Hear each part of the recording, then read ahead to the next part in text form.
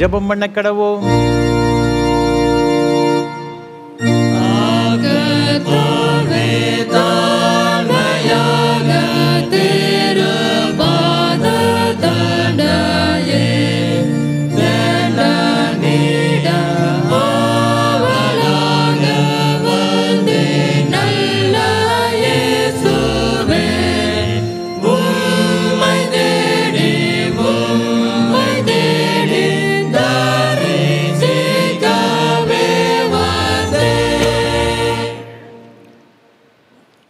நான் அவர்களுக்கு சௌக்கியமும் ஆரோக்கியமும் வரப்பண்ணி அவர்களை குணமாக்கி அவர்களுக்கு பரிபூர்ண சமாதானத்தையும் சத்தியத்தையும் வெளிப்படுத்துவேன்.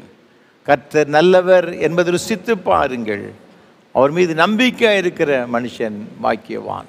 மகா பரிசுத்தமும் அன்பும் கிருபைகளும் நிறைந்த பரலோக பிதாவே, பரிசுத்தமான மனமகிழ்ச்சி நாளின் காலை ஆராதனை வேளைக்காக உமக்கு ஸ்தோத்திரம்.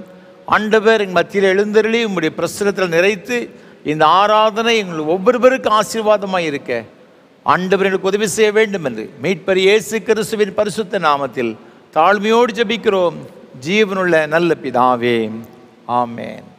ஆராதனைக்கு ஆரம்பமாக ஆண்டவருடைய பரிசுத்த நாமத்துக்கு மகிமை உண்டாக.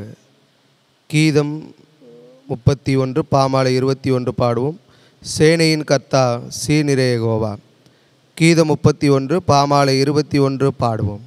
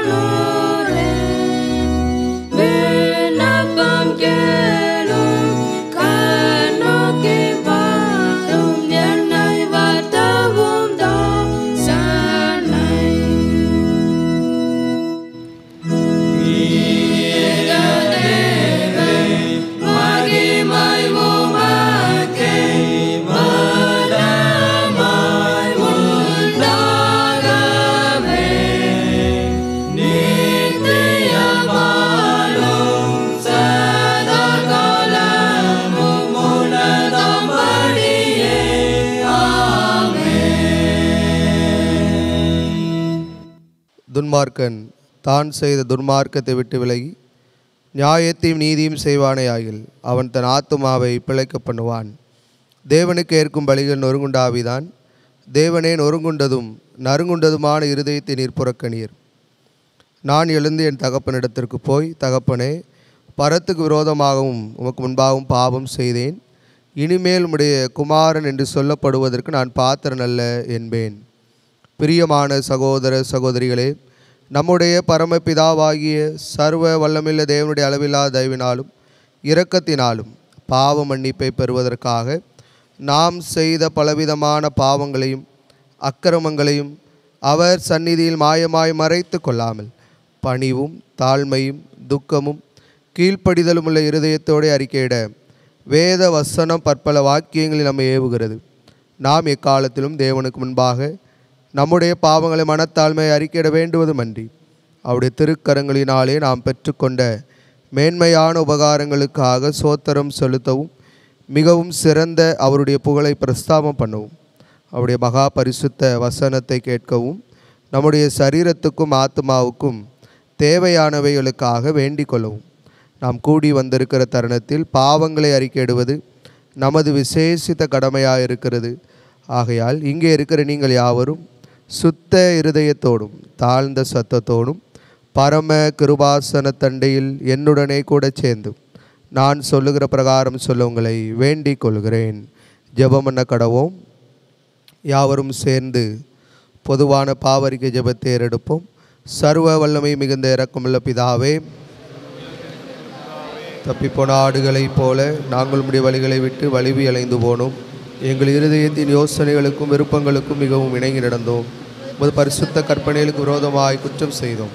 செய்யத்தக்க விலை செய்யாமல் செய்யத்தகாத விலை செய்து வந்தோம். எங்களுக்கு சுகமே இல்லை. ஆனாலும் ஆண்டவரே, தேவரீர் எங்கள் கர்த்தராகிய இயேசு கிறிஸ்து மூலமாய் மனிதருக்கு அருளிச்சத வாக்குத்தத்தங்களின்படியே நிர்வாகிக்குள்ள குற்றவாளியாக எங்களுக்கு இறங்கும். தப்புதங்களை அறிக்கடுகிற எங்கள் மேல் பொறுமையாயிரும். ஆபத்து நிமித்தம் துக்கப்படுகிற எங்களை சீர்படுத்தும். மிகவும் இரக்கமுள்ள பிதாவே, உம்முடைய பரிசுத்த நாமத்துக்கு மகிமை உண்டாகும்படி நாங்கள் இனி தேவ பக்தியும் நீதியும் தெளிந்த புத்தி உலகளாக இருந்தது வர இயேசு கிறிஸ்துவினை தன் கிருபை செய்துள்ளோம். ஆமீன். நம்முடைய கர்த்தராகிய இயேசு கிறிஸ்துவின் பிதாவாயிருக்கிற சர்வ வல்லமுள்ள தேவன் பாவியின் மரணத்தை விரும்பாமல் அவன் தன் பாவத்தை விட்டு திரும்பி பிழைப்பதையே விரும்பி பாவத்து நிமித்தம் துக்கப்படுகிற தமது ஜனத்துக்கு பாவ விமோசனத்தையும் மன்னிப்பையும் கூறி அறிவிக்க தம்முடைய பணிவிடைக்காரருக்கு அதிகாரத்தையும் கட்டளை மகிழ்ச்சி செய்திருக்கிறார். மெய்யாய் மனம் திரும்பி தமது பரிசுத்த சுவிசேஷத்தை உண்மையாய் விசுவாசிக்கிற யாவருக்கும் அவர் பாவங்களை மன்னித்து விமோசனம் செய்கிறார். ஆகையால் கடைசியிலே அவருடைய நித்திய ஆனந்தத்தில் சேரத்தக்கதாக இத்தருணத்தில் நாம் செய்கிறது அவருக்கு பிரியமாயிருக்கவும் இனி உயிரோடு நாளெல்லாம் மாசில்லாமல் பரிசுத்தமுள்ளவர்களாக நடக்கவும் அவர் நமக்கு மெய்யான மனம் திரும்புதலையும் தம்முடைய பரிசுத்த ஆவியை அருளி செய்ய வேண்டும் என்று நம்முடைய கர்த்தராகிய இயேசு கிறிஸ்து மூலமாய் அவரை வேண்டிக் கொள்ள கடவோம். ஆமென். பரமண்டலங்களில் இருக்கிற எங்கள் பிதாவே, உம்முடைய நாமம் பரிசுத்தப்படுவதாக, உம்முடைய ராஜ்யம் வருவதாக, உம்முடைய சித்தம் பரமண்டலங்களில் செய்யப்படுகிறது போல பூமியிலும் செய்யப்படுவதாக. அன்றாட தாபத்தை எங்களுக்கு தாரும். எங்களுக்கு விரோதமாய் குற்றம் செய்கிறவர்களுக்கு மன்னிக்கிறது போல எங்கள் குற்றங்களை எங்களுக்கு மன்னியும். எங்களை சோதனைக்குள் பிரவேசிக்க பண்ணாமல் தீமையிலிருந்து ரட்சித்துக் கொள்ளும். ராஜ்யமும் வல்லமையும் மகிமையும் என்னைக்கும் உடையவரே. ஆமென். ஆண்டவரே, எங்கள் உதடுகளை திறந்தருளும்.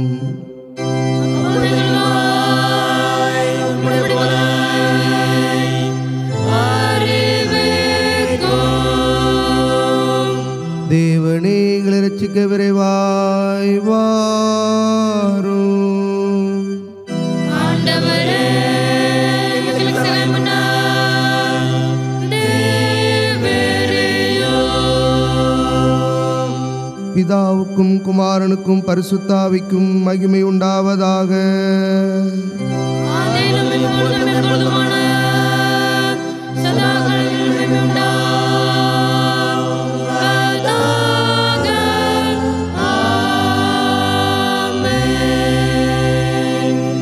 கர்த்தரை துதியுங்கள். கர்த்தருடைய நாமம் துதிக்கப்படுவதாக.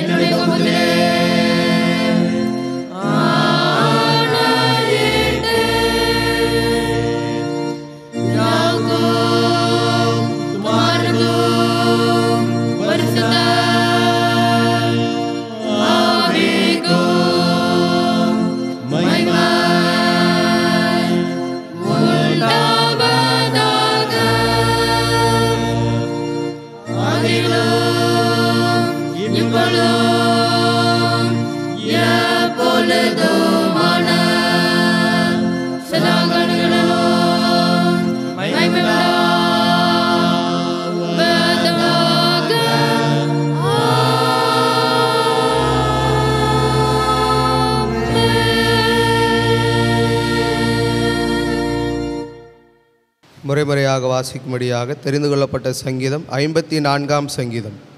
54ஆம் சங்கீதத்தை முறைமுறையாக வாசிப்போம். தேவனே, உமது நாமத்தின் நிமித்தம் என்னை ரட்சித்து உமது வல்லமையினால் எனக்கு நியாயம் செய்யும். தேவனே, விண்ணப்பத்தை கேட்டு என் வாயின் வார்த்தைகளுக்கு செவிகொடும். அந்நியர் எனக்கு விரோதமாய் எழும்புகிறார்கள், கொடியர் என் பிராணனை வாங்க தேடுகிறார்கள். தேவனை தங்களுக்கு முன்பாக நிறுத்தி நோக்கார்கள். இதோ தேவன் எனக்கு சகாயர், ஆண்டவர் என் ஆத்மாவை ஆதரிக்கிறவர்களோடு இருக்கிறார். அவர் என் சத்துருக்களுக்கு தீமைக்கு தீமையை சரிகட்டுவார். உமது சத்தியத்தின் நிமித்தம் அவர்களை நிர்மூலமாக்கும். உற்சாகத்துடன் நான் உமக்கு பலியிடுவேன். கர்த்தாவே, உமது நாமத்தை துதிப்பேன், அது நலமானது. சேர்ந்து வாசிப்போம். அவர் எல்லா நெருக்கத்தையும் நீக்கி என்னை விடுவித்தார். என் கண் என் சத்துருக்களின் நீதி சரிகட்டுதலை கண்டது.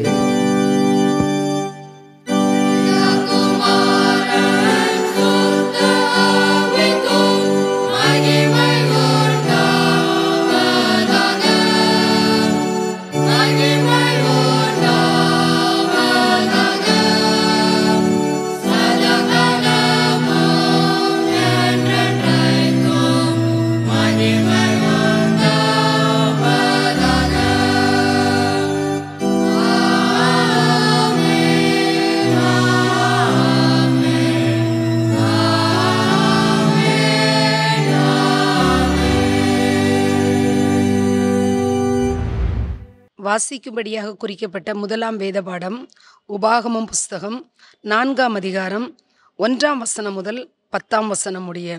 உபாகமம் 4ஆம் அதிகாரம் 1 முதல்.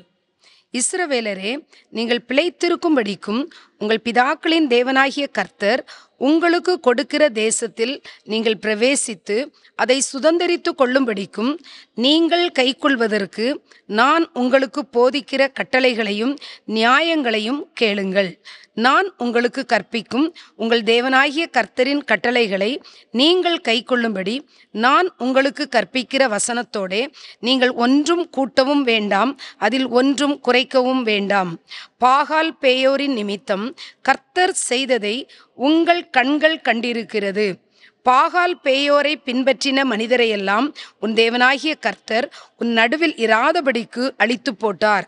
ஆனாலும் உங்கள் தேவனாகிய கர்த்தரை பற்றி கொண்ட நீங்கள் எல்லாரும் இந்நாள் வரைக்கும் உயிரோடு இருக்கிறீர்கள். நீங்கள் சுதந்தரித்து கொள்ளும்படி பிரவேசிக்கும் தேசத்தில் நீங்கள் கை கொள்ளும் பொருட்டு என் தேவனாகிய கர்த்தர் எனக்கு கற்பித்தபடியே நான் உங்களுக்கு கட்டளைகளையும் நியாயங்களையும் போதித்தேன். ஆகையால் அவைகளை கைக்கொண்டு நடவுங்கள்.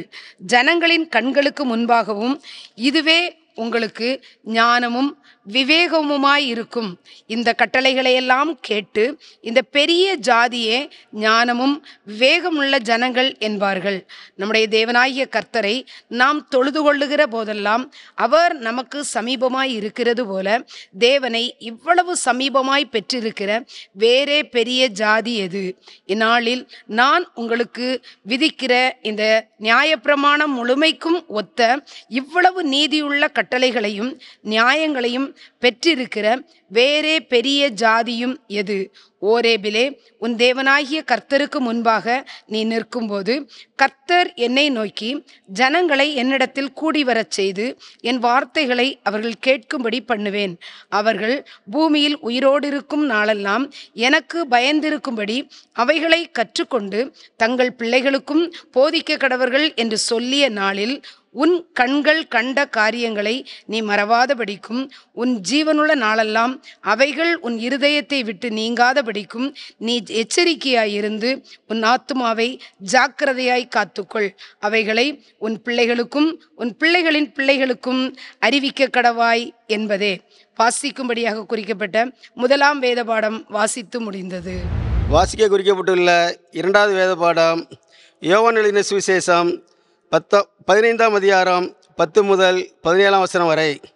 யோவான் 15ஆம் அதிகாரம் 10 முதல். நான் என் பிதாவின் கற்பனைகளை கைக்கொண்டு அவருடைய அன்பிலே நிலைத்திருக்கிறது போல நீங்களும் என் கற்பனைகளை கைக்கொண்டிருந்தால் என்னுடைய அன்பிலே நிலைத்திருப்பீர்கள்.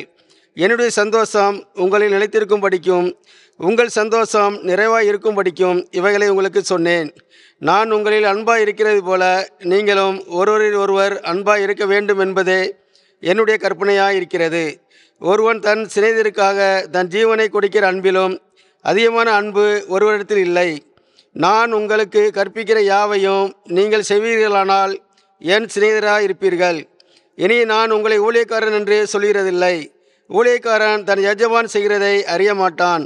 நான் உங்களை சிநேகிதர் என்றேன், ஏனெனில் என் பிதாவினிடத்தில் நான் கேள்விப்பட்ட எல்லாவற்றையும் உங்களுக்கு அறிவித்தேன். நீங்கள் என்னை தெரிந்து கொள்ளவில்லை, நான் உங்களை தெரிந்து கொண்டேன். நீங்கள் என் நாமத்தினாலே பிதாவை கேட்டுக்கொள்வது எதுவோ அதை அவர் உங்களுக்கு கொடுக்கத்தக்கதாக நீங்கள் போய் கனி கொடுக்கும் படிக்கும் உங்கள் கனி நிலைத்திருக்கும் படிக்கும் நான் உங்களை ஏற்படுத்தினேன்.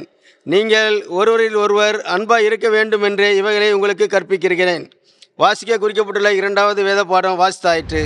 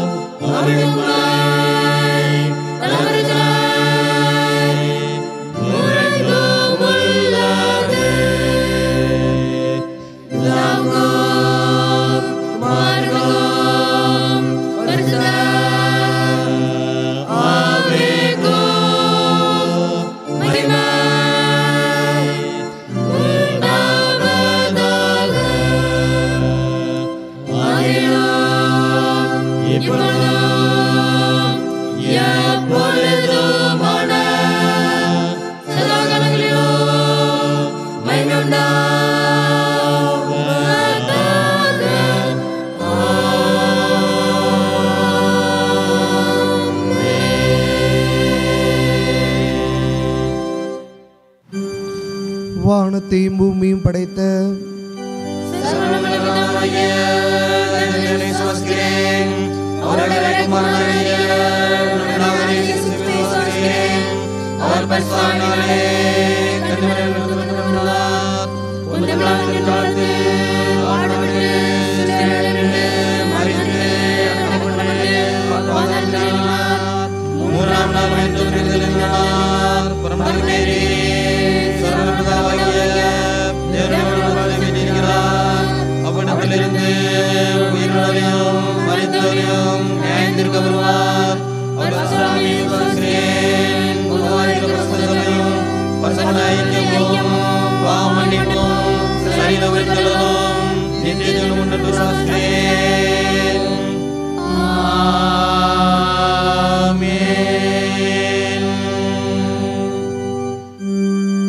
கர்த்தர் உங்களோடு இருப்பாராக.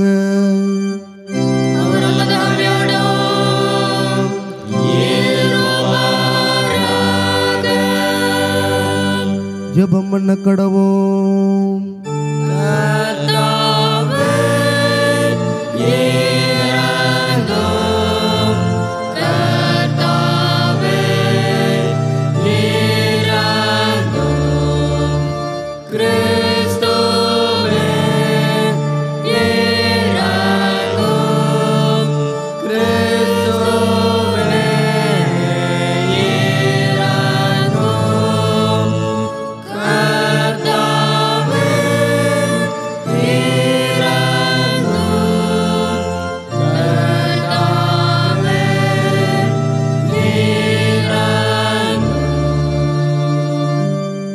பரமண்டங்களில் இருக்கிற எங்கள் பிதாவே, உம்முடைய நாமம் மகிமைப்படுவதாக, உம்முடைய ராஜ்யம் வருவதாக, உம்முடைய சித்தம்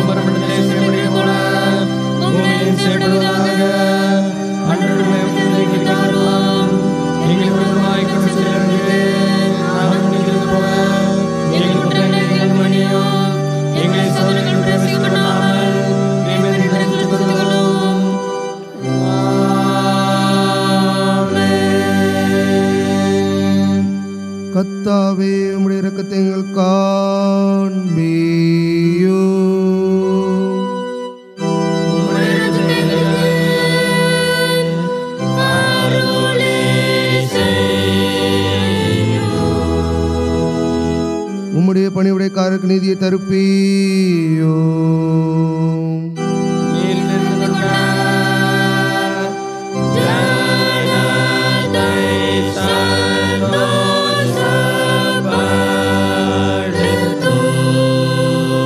கர்த்தாவே உம்முடைய ஜனத்தை ரட்சியோ.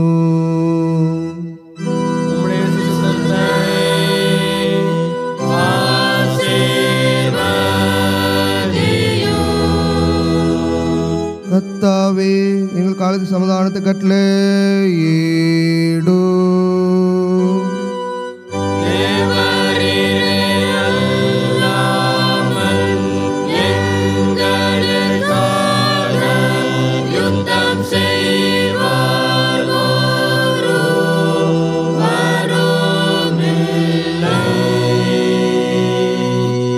பராபரனே எங்கள் இதயத்தை சுத்திகரியோ.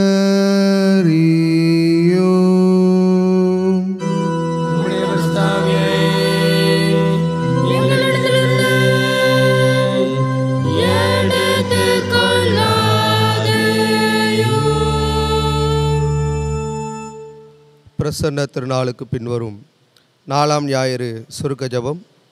பராபரனே, பலவித கொடிய மோசங்களால் சூழப்பட்டிருக்கிற நாங்கள் எங்கள் சுவாப பலவீனத்தினாலே நிலை நிற்க திராணியற்றவர்கள் என்று அறிந்திருக்கிறீரே. எங்களை எல்லா மோசங்களிலும் தாங்கவும் எல்லா சோதனைகளிலும் கடந்தேறவும் தக்க பலத்தையும் ஆதரவையும் கட்டளையிட்டருளும்படி எங்கள் கர்த்தராகிய இயேசு கிறிஸ்துவின் மூலமாய் வேண்டிக் கொள்கிறோம்.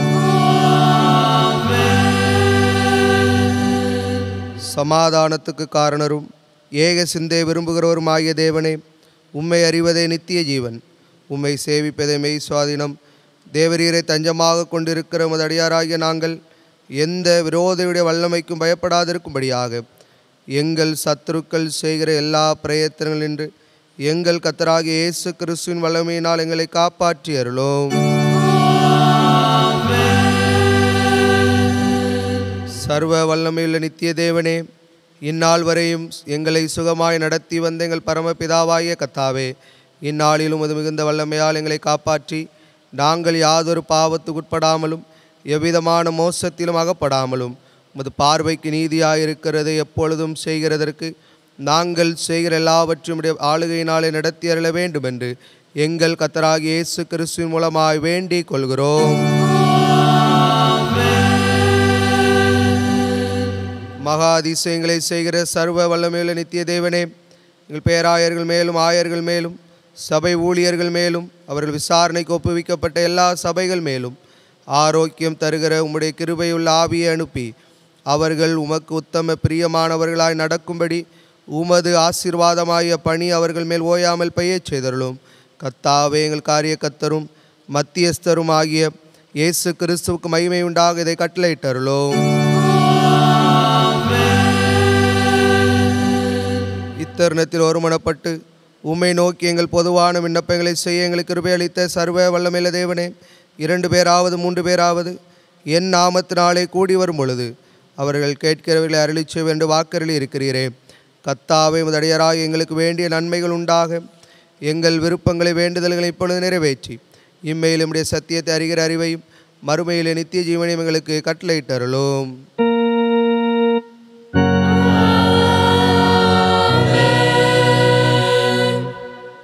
ஆண்டோடைய வார்த்தையை கேட்பதற்கு ஆயத்தமாக பாமாலை 289 பாடுவோம். தாழ்விலிருந்து கூப்பிடும் என் சத்தம் கேட்டன்பாக. கீதம் பாமாலை 289 பாடுவோம்.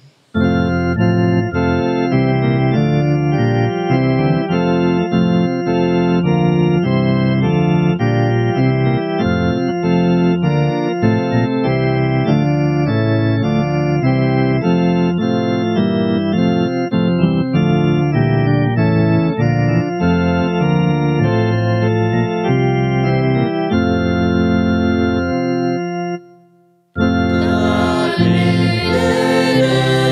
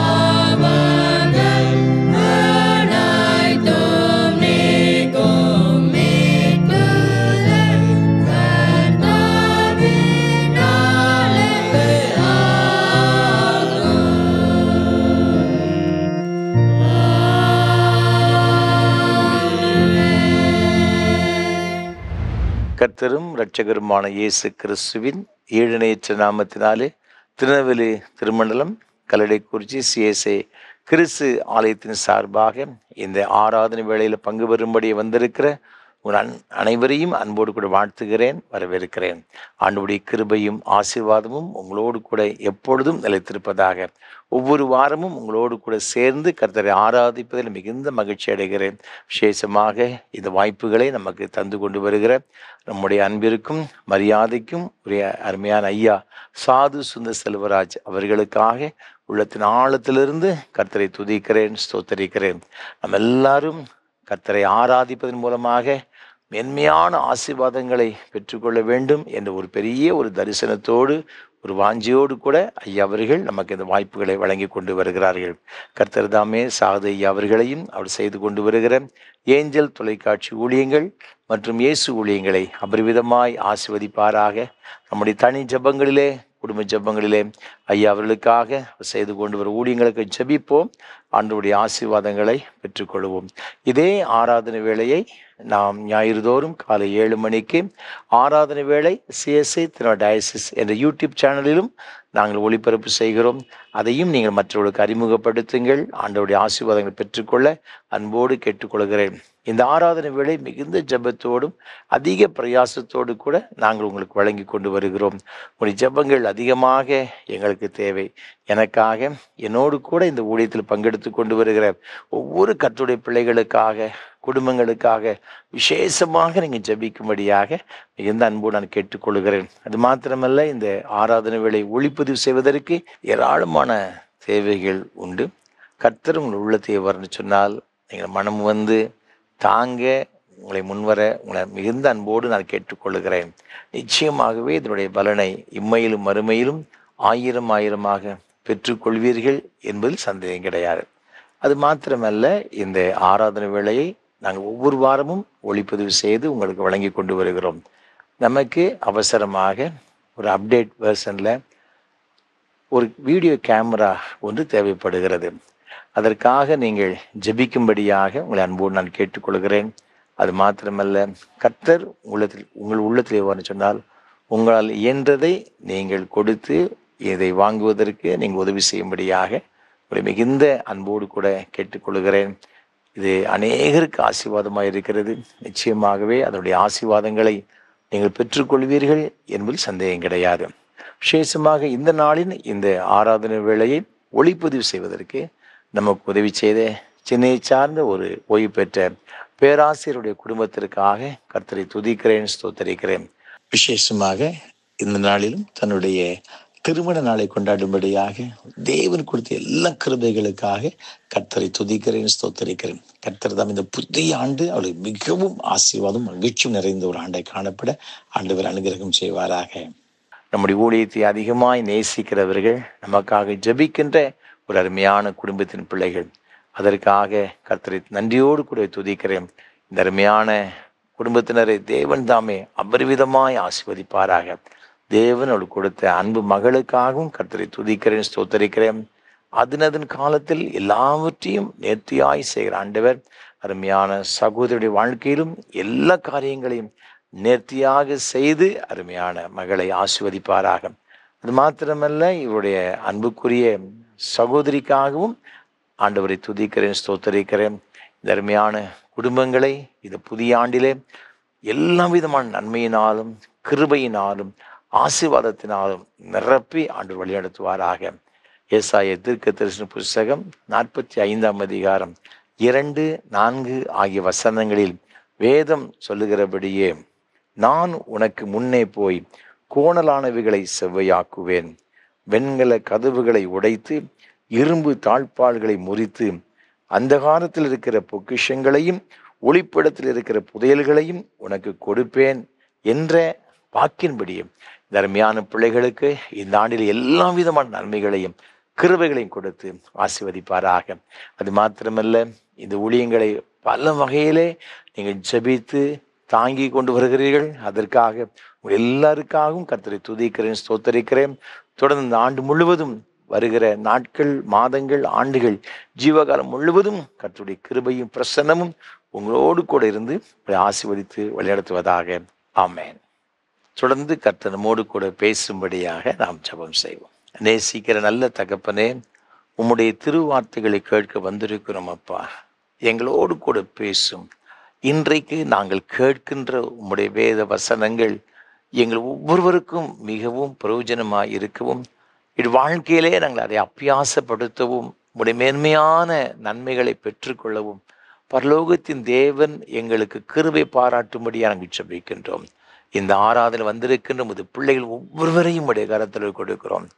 கர்த்தருடைய ஆவியானவர் உமது பிள்ளைகளை நிரப்பும்படியாக, உம்முடைய செட்டைகளின் மறைவரை உமது பிள்ளைகள் மூடிக்கொள்ளும்படியாக நாங்கள் ஜெபிக்கிறோம். எங்களோடு கூட தொடர்ந்து நீர் பேசும். மீட்பர் இயேசு கிறிஸ்துவின் பரிசுத்த நாமத்தில் தாழ்மையோடு ஜெபிக்கிறோம் நல்ல பிதாவே, ஆமேன். மீண்டும் உங்களை எல்லாரையும் அன்போடு கூட வாழ்த்துகிறேன்.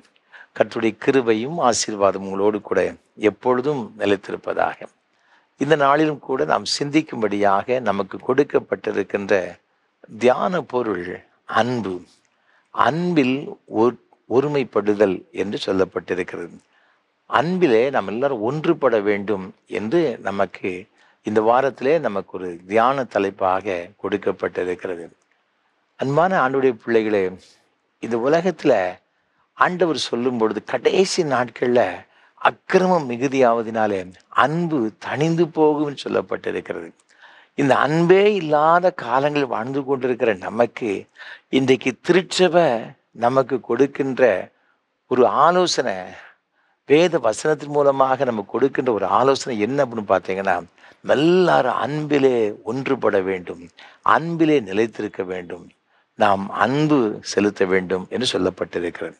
இதற்கு ஆதாரமாக தெரிந்து கொண்ட வேத வசனம் யோவான் எழுதின சுவிசேஷம் 15ஆம் அதிகாரம் 12ஆம் வசனம். நான் உங்களில் அன்பாய் இருக்கிறது போல நீங்களும் ஒருவரில் ஒருவர் அன்பாய் இருக்க வேண்டும் என்பதே என்னுடைய கற்பனையாய் இருக்கிறது.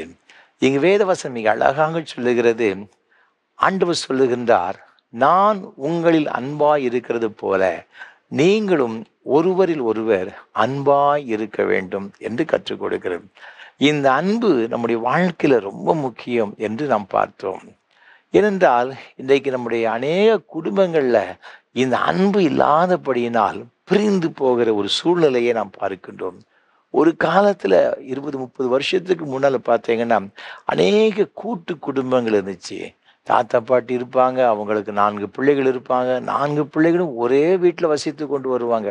4 குடும்பங்கள் இருக்கும், அவங்களுக்கு பிள்ளைகள் இருப்பாங்க. பெரியப்பா, சித்தி, சித்தப்பா ரொம்ப அன்பா இருந்தாங்க பார்த்துக்கிடுங்க. ஆனா இன்னைக்கு அப்படிப்பட்ட குடும்பங்களை நாம் விரல் விட்டு எண்ணினால் கூட நம்ம அதை வச்சு பார்க்க முடியாது. அப்படிப்பட்ட ஒரு நிலைமையில இன்றைக்கு நாம் வாழ்ந்து கொண்டிருக்கின்றோம். அன்பு தணிந்து போகின்ற ஒரு காலங்களிலே நாம் வந்திருக்கின்றோம். வேதத்தை நீங்கள் வாசித்து பார்த்தீங்கன்னா, நியாயாதிபதிகளின் புஸ்தகத்தில் ஒரு அருமையான ஒரு வசனம் ஒன்று சொல்லப்பட்டிருக்கிறது. இங்கு 5ஆம் அதிகாரம் 16ஆம் வசனத்தின் பிந்திய பகுதியிலே, ரூபனின் பிரிவினைகளால் மனோவிசாரங்கள் மிகுதி, கீலேயாத் மனுஷர் யோர்தானுக்கு அக்கறையிலே இருந்து விட்டார்கள். தான் மனுஷர் கப்பல்களில் தங்கியிருந்தது என்ன? ஆசேர் மனுஷர் கடற்கரையிலே தங்கி தங்கள் குடாக்களில் தாபரித்தார்கள் என்று வசனம் சொல்லுகிறது. 15ஆம் வசனத்தின் பிந்திய பகுதி சொல்லுகிறது, ரூபனின் பிரிவினைகளால் உண்டான இருதயத்தின் நினைவுகள் மிகுதி. இந்த ரூபன் என்ன செய்கிறான்னு பார்த்தீங்கன்னா, இங்கு இஸ்ரவேல் மக்களை கானானியர் அதிகமாக ஒடுக்கி அவர்களை அடிமைப்படுத்தி வைத்திருக்கின்றார்கள். கிட்டத்தட்ட 20 ஆண்டு காலங்களாக அடிமைப்படுத்தி வைத்திருக்கிறார்கள். இப்பொழுது இவர்களுக்கு விரோதமாக யுத்தத்திற்காக செல்லும்படியாக இங்கு பாராக்கு எழும்பி வரும் பொழுது இந்த ரூபன் மற்றும் அது மாத்திரமல்ல கீலேயாத் மனுஷர்கள் மற்றும் ஆசேர் இவங்களெல்லாம் என்ன யுத்தத்துக்கு போகாம இவங்க அவங்கவுங்க இடத்துல உட்கார்ந்து விட்டதாக வசனம் சொல்லுகிறது. இங்கு வேதத்தில் சொல்லப்பட்டிருக்கிறது, ரூபனின் பிரிவினைகளால் மனோ விசாரங்கள் மிகுதி என்று சொல்லப்பட்டிருக்கிறது. அது மாத்திரமல்ல, அவருடைய நினைவின் நிமித்தமாக பல வகையான வேதனைகள் இருப்பதாக சொல்லப்பட்டிருக்கிறது. அப்போ இந்த பிரிவினைகள் எங்கு வருதுன்னு பார்த்தீங்கன்னா, இந்த அன்பு இல்லாத பட்சத்தினால அங்கு ஒரு ஒற்றுமை இல்லை. அதனால பிரிவினைகள் அதன் மூலமாக ஒரு பயங்கரமான ஒரு வேதனை என்று வேதத்தில் சொல்லப்பட்டிருக்கிறது. ஆகவே தான் சங்கீதக்காரன் சொல்லும்போது 133ஆம் சங்கீதத்தில் 1ஆம் வசனம், இதோ சகோதரர் ஒருமித்து வாசம் பண்ணுகிறது எத்தனை நன்மையும் எத்தனை இன்பமானது. இங்கு பிரிவினை நிமித்தமாக மனோ விசாரங்கள் வேதனைகள் அதிகம். ஆனால் அங்கு எங்கு ஒரு ஒருமனம் ஏற்படுகிறதோ, எல்லாரும் ஒன்றாய் கூடி வருகிறார்களோ, அந்த இடத்துல என்னதுன்னா அது நன்மை, அது இன்பம் நமக்கு தருகிறது சொல்லப்பட்டிருக்கிறது. அந்த 2, 3 ஆகிய வசனங்களில் அது எப்படிப்பட்டதாக இருக்குமா, ஆரோனுடைய சிரசின் மேல் ஊற்றப்பட்டு அவருடைய தாடியிலே வடிகிறதும் அவனுடைய அங்கிகள் மேல் இறங்குறதுமான நல்ல தைலத்துக்கும் எர்மோன் மேலும் சீயோன் பர்வதங்கள் மேலும் இறங்கும் பனிக்குப்பாய் இருக்கிறது. அங்கே கர்த்தர் என்றென்றைக்கும் ஆசீர்வாதத்தையும் ஜீவனையும் கட்டளையிடுகிறார் என்று சொல்லப்பட்டிருக்கிறது. அப்போ எவ்வளவு பெரிய ஒரு ஆசீர்வாதம் பார்த்துக்கிடுங்க. அது ஒரு அபிஷேக தைலத்துக்கு ஒப்பாக சொல்லப்பட்டிருக்கிறது. எர்மோன் மலையின் மீது சீயோன் பர்வதங்கள் மீது இறங்குகின்ற அந்த பனிக்கொப்பாக ஆண்டவருடைய ஆசீர்வாதம் இருக்கிறது. கர்த்தர் அங்கு ஜீவனை கட்டளையிடுகிறார், ஆசீர்வாதத்தை கட்டளையிடுகிறார் சொல்லப்பட்டது. எங்க அப்படின்னு பார்த்தீங்கன்னா, எல்லாரும் அன்பு நிமித்தமாக ஒருமனப்பட்டு ஒரு இடத்திற்கு வரும் பொழுது தேவன் கொடுக்கிற ஒரு ஆசீர்வாதம். ஆகவே தான் அந்த பிரிவினைகள் வரும்பொழுது நம்ம அதுக்கெல்லாம் என்ன செய்யணுமா, எதிர்த்து நிற்க வேண்டும், அதற்கு உடன்படக்கூடாது. ரோமருக்கு நிருபம் 16ஆம் அதிகாரம் 17ஆம் வசனம் சொல்லுகிறது, அன்றியும் சகோதரரே, நீங்கள் கற்றுக்கொண்ட உபதேசத்திற்கு விரோதமாய் பிரிவினைகளையும் இடரல்களையும் உண்டாக்குகிறவர்களை குறித்து எச்சரிக்கையாயிருந்து அவர்களை விட்டு விலக வேண்டும் என்று உங்களுக்கு புத்தி சொல்லுகிறேன். அப்போ பிரிவினைகளையும் இடரல் உண்டாக்குகின்ற காரியங்களையும் கொண்டு வந்தாங்கன்னா அதெல்லாம் நீங்கள் என்ன செய்யணும், அதை விட்டு விலகி இருக்க வேண்டும் என்று வேதம் நமக்கு கற்றுக் கொடுக்கிறது. கொரிந்து சபையில இந்த பிரச்சனை வந்துச்சு பார்த்துக்கிடுங்க. நீங்கள் 1ஆம் அதிகாரம் 1 கொரிந்தியர் நிருபம் 1ஆம் அதிகாரம் 10ஆம் வசனம் முதல் நீங்கள் தொடர்ந்து வாசித்து பார்க்கும் பொழுது, ஒருவேளை ஆவிக்குரிய ஒரு சபையாய் இருந்த ஒரு திருச்சபை இந்த கொரிந்து திருச்சபை. அந்த திருச்சபை நீங்க பார்த்தீங்கன்னா ஆவிக்குரிய 9 வரங்களை பெற்ற ஒரு திருச்சபை. இங்கு 1ஆம் அதிகாரம் 7ஆம் வசனம் சொல்லப்பட்டிருக்கிறது, நீங்கள் யாதொரு வரத்திலும் குறைவில்லாதவர்களாய் நம்முடைய கர்த்தராகிய இயேசு கிறிஸ்து வெளிப்படுவதற்கு காத்திருக்கிறீர்கள்.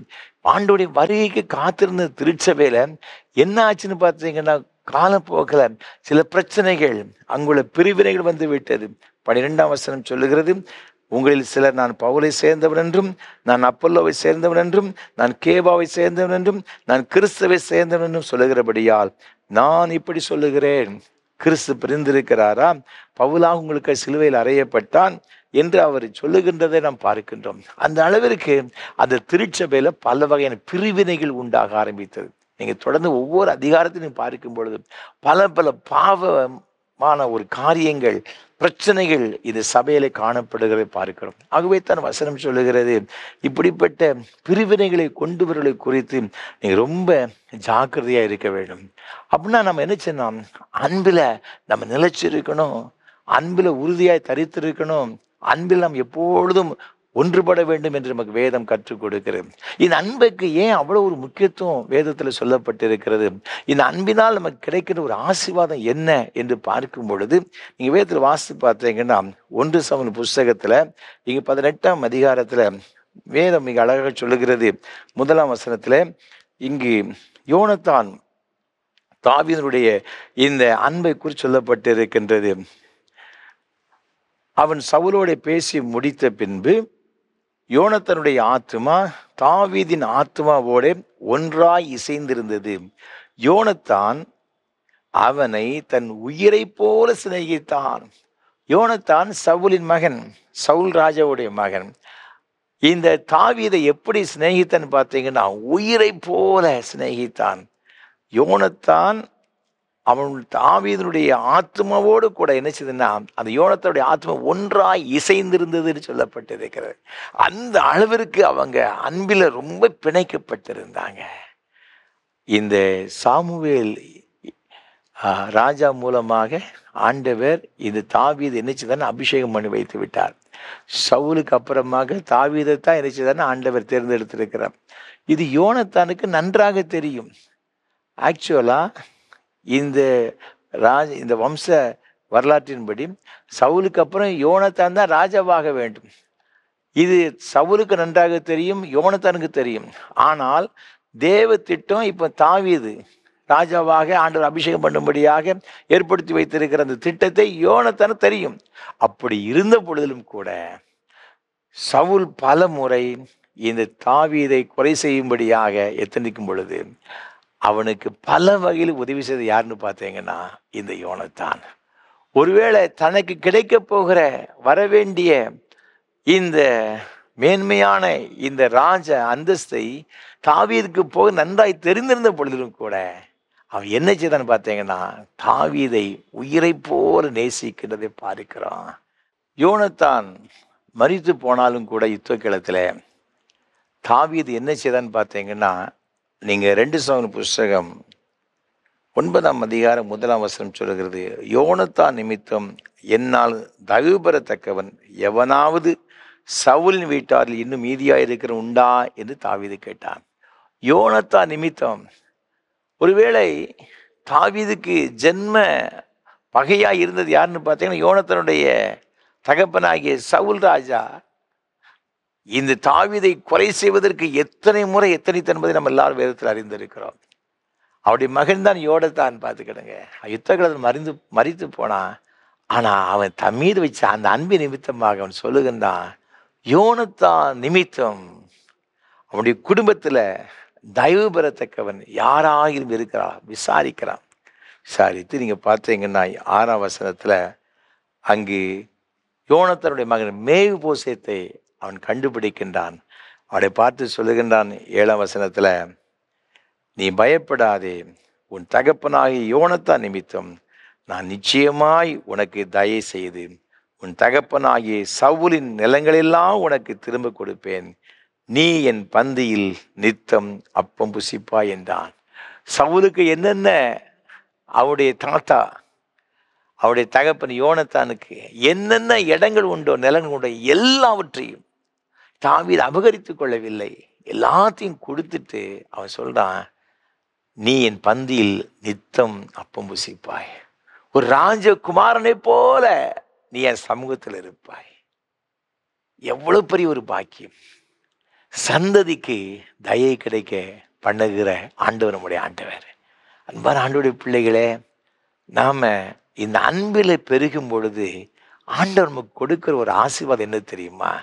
நமக்கு மாத்திரம் அல்லங்க, நம்முடைய சந்ததிகளும் ஆண்டவருடைய சமூகத்தில் தயை பெறும்படியாக ஒரு உயர்ந்த இடத்திற்கு வரும்படியான பாக்கியத்தை தேவன் என்ன செய்தார்னா கொடுக்கின்றதை பார்க்கின்றோம். ஆகவே தான் அவர் சொல்றாங்க, நீங்கள் எல்லாரும் அன்பிலே நிலைத்திருக்க வேண்டும், அன்பிலே நீங்கள் ஒருமனப்பட்டு வர வேண்டும் என்று வேதம் நமக்கு கற்றுக் கொடுக்கிறது. அது மாத்திரமல்ல, நீங்கள் வேதத்தில் வாசித்து பார்க்கும் பொழுது இந்த அன்பு என்ன செய்யணும்னு பார்த்தீங்கன்னா ஆதியாகமம் புஸ்தகம் 45ஆம் அதிகாரத்தில் இங்கே வேத வசனம் மிக அழகாக சொல்லுகிறது. முதல் 3, 4 ஆகிய வசனங்களிலே யோசேப்பு தன் சகோதரர்களாகிய மற்ற 10 பேரை அவன் என்ன செய்தான்னா பார்க்குறான், எல்லாத்தையும் பார்க்குறான். அவருடைய சகோதரர் எல்லாரும் வந்த உடனே அந்த சகோதரர்களுக்கு யோசேப்பு யாருன்னு தெரியலை. ஆனால் இவர்களை அருகில் வரவழைத்து அந்த 11 பேரையும் என்ன செய்தாங்கன்னா கெட்டி பிடித்து அவன் அழுது முத்தமிடுகிறதை நான் பார்க்கிறோம். ஓட்டு கதறுகிறான். ஏன் கதறுகிறான்? அன்பு பார்த்து கிடைக்க. இது சகோதரர்கள் எல்லாரும் இவனை 10 சகோதரனை பகைத்தாங்க பார்த்து கிடைக்க. ஆனால் இப்போ 11 பேர் எல்லாரும் வந்துட்டாங்க, எல்லாரும் வந்துட்டாங்க. எல்லாரையும் அவன் கட்டி பிடித்து அழுகின்றதை நான் பார்க்கிறோம். அந்த அன்பின் வெளிப்பாடு. அவன் சொல்கிறான், நீங்கள் எனக்கு துரோகம் செய்தீர்கள், ஒருவேளை நீங்கள் விற்று போட்டீங்க, உண்மைதான். ஆனால் அதை நினச்சி நீ கவலைப்படாதீங்க, கர்த்தர் தான் என்னை கொண்டு வந்தார். நம்முடைய குடும்பத்தை பாதுகாப்பதற்காக, கொடிய பஞ்சத்திலிருந்து நம்மை காப்பதற்காக ஆண்டவர் தான் அந்த காரியத்தை செய்தார். அவன் அதை பாசிட்டிவாக எடுத்துக்கிட்டாங்க. இந்த அன்பு என்ன செய்யணும்னு பார்த்தீங்கன்னா, இந்த தவறுகளையே என்ன செய்யுதுன்னா குற்றம் சாட்டி கொண்டே இருக்காது. நீங்கள் 1 பேதுரு நிருபம் 4ஆம் அதிகாரம் 8ஆம் வசனத்தை வாசித்து பார்க்கும் பொழுது அன்பு திரளான பாவங்கள் என்ன செய்ய மூடும். அதற்கு ஒரு நல்ல ஒரு உதாரணத்தை நம்ம பார்க்கும்போது யோசேப்பை நம்ம பார்க்கிறோம். ஏசப்பா அவர் நம்ம மீது வச்ச அன்பினால எல்லா பாவத்தையும் அவர் நினைச்சு மன்னிக்கிறாரு. ஆனால் மனிதர்கள் நம்ம பார்க்க முடியும். யோசேப் ஒரு ஒரு பெஸ்ட் ஒரு எக்ஸாம்பிள் பார்த்துக்கிடுங்க. அவனுடைய சகோதரர் இவனை கொல்லணும்னு நினைச்சாங்க. பாழும் குழியில தூக்கி போட்டாங்க.